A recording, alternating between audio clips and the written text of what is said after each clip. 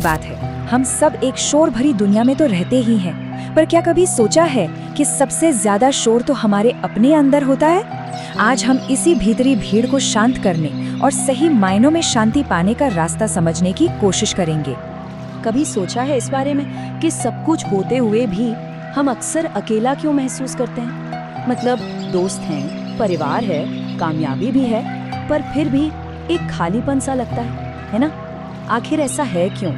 चलिए आज इसी पहेली को सुलझाते हैं। तो इसकी शुरुआत होती है एक नौजवान की कहानी से। एक ऐसा लड़का जो कह सकते हैं कि पूरी तरह से निराशा में डूबा हुआ था। उसे पक्का यकीन हो गया था कि ये दुनिया ना बस मतलबी है, कि कोई उससे सच्चा प्यार करता ही नहीं और हर रिश्ता बस एक सौदा है। और यही सोच उसे अंदर से खोखला कर रही थी। तो अपने इसी अकेलेपन से तंग आकर वो एक दिन बस घर बार छोड़कर निकल पड़ा, एक जवाब की तलाश में। और चलते चलते रास्ते में उसे एक आश्रम नजर आया।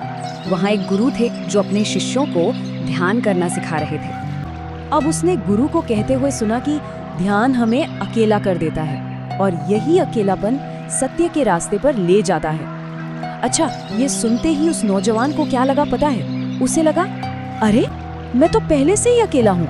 इसका मतलब तो ये हुआ कि मैं इन सबसे ऊपर हूँ, सबसे आगे हूँ। जिस मंजिल पर ये लोग ध्यान लगाकर पहुँचना चाहते हैं, मैं तो वहाँ कब से खड़ा हूँ। लेकिन गुरु ने उस लड़के की इस सोच को कह सकते हैं कि पूरी तरह से पलट दिया। उन्होंने अकेलेपन का एक ऐसा सच बताया जो होता तो हमारी आंखों के ठीक सामने है, पर हमें कभी दिखता नहीं। गुरु के इस सवाल ने उस लड़के को चौंका दिया। उसने झट से पीछे मुड़कर देखा, पर वहाँ तो कोई भी नहीं था। वो एकदम हैरान कि गुरुजी बात किसकी कर रहे हैं। वो तो अपने घर परिवार सबको पीछे छोड़कर आया था। तब गुरु ने उसे समझाया कि अरे, मैं बाहर वाली भीड़ की बात कर ही नहीं रहा। असली भीड़ वो तो हमारे अंदर है। कौन सी भीड़? हमारी पुरानी यादें, हमारी अधूरी इच्छाएं, भविष्य को लेकर हमारी चिंताएं, हमारे रिश्ते नाते, दोस्त दुश्मन, ये सब। हम शरीर से तो अकेले हो सकते हैं, पर हमारा मन वो तो हमेशा इसी भीड़ से घिरा रहता है। तो गुरु के कहने पर उस नौजवान ने 30 दिन तक ध्यान का अभ्यास किया। और जैसे वो ध्यान में बैठा ना, उसे सच में वो भीड़ दिखाई देने लगी। उसके मन में एक एक करके सब आने लगे। उसके भाई बहन, माता पिता, उसकी प्रेमिका, दोस्त और यहाँ तक कि उसके दुश्मन भी। तब जाकर उसे ये बात समझ आई कि वो तो कभी अकेला था ही नहीं। चलिए अब एक और कहानी देखते हैं। ये कहानी भी इसी सच को एक बिल्कुल अलग एंगल से दिखाती है। ये कहानी है एक बहुत अमीर व्यापारी की, जिसे लगता था कि बाहर की कामयाबी से अंदर का खालीपन भर जाएगा। तो सेठ नानंद नाम के एक व्यापारी थे। उनके पास क्या नहीं था, धन दौलत, नौकर चाकर, एक बड़ा सा परिवार, सब कुछ। लेकिन मजे की बात यह है कि इतना सब कुछ हासिल करने के बाद भी वो खुद को दुनिया का सबसे गरीब और सबसे अकेला इंसान महसूस करते थे। उन्हें अपने गरीबी के दिन याद आते थे कि जब कुछ नहीं था तब भी मैं कितना खुश था, और आज जब मेरे पास सब कुछ है तो मैं दुखी हूँ। ये जो फर्क है ना तब और अब में, यही तो दिखाता है कि कैसे बाहर की चीजों ने उनकी असली खुशी, उनका सुकून सब छीन लिया था। फिर उन्हें सिकंदर की वो मशहूर कहानी याद आई, कैसे उसने मरने से पहले कहा था कि जब मुझे लेकर जाओ तो मेरे हाथ अर्थी से बाहर खुले रखना। क्यों? ताकि सारी दुनिया ये देख सके कि जो सिकंदर पूरी दुनिया जीत सकता था, वो भी अपने साथ कुछ नहीं ले जा सका, वो भी खाली हाथ ही गया। और बस सेठ को ये एहसास हो गया कि उसकी ये सारी धन दौलत तो किसी काम की ही नहीं है। तो सवाल ये उठता है कि अगर बाहर की कामयाबी और पैसा, दौलत इसका जवाब नहीं है, तो फिर असली हल क्या है? तो गुरु हमें सिखाते हैं कि इसका जवाब छिपा है अभी और यहीं में जीने की कला में। सोच कर देखिए, हमारा मन बचपन में कैसा होता है? एक खाली मैदान जैसा, है ना, एकदम शांत और आनंद से भरा हुआ।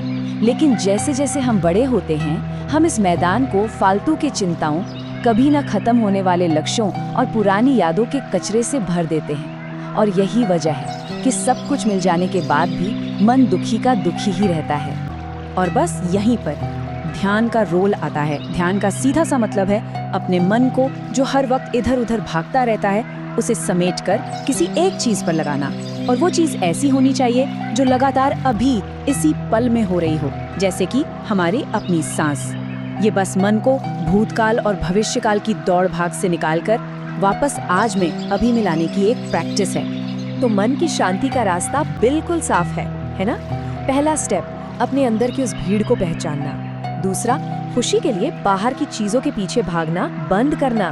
तीसरा, ध्यान के जरिए वर्तमान में जीना सीखना। और चौथा, अपने मन और शरीर को एक साथ एक लय में लेकर आना। अब हम आते हैं इन कहानियों के सबसे गहरे सबक पर, उनके सार पर। और ये एक ऐसा सिद्धांत है जो सच में जीवन जीने का पूरा नजरिया बदल सकता है। याद है वो नौजवान? 1 महीने की प्रैक्टिस के बाद उसने अपने अंदर की उस सारी भीड़ को विदा कर दिया।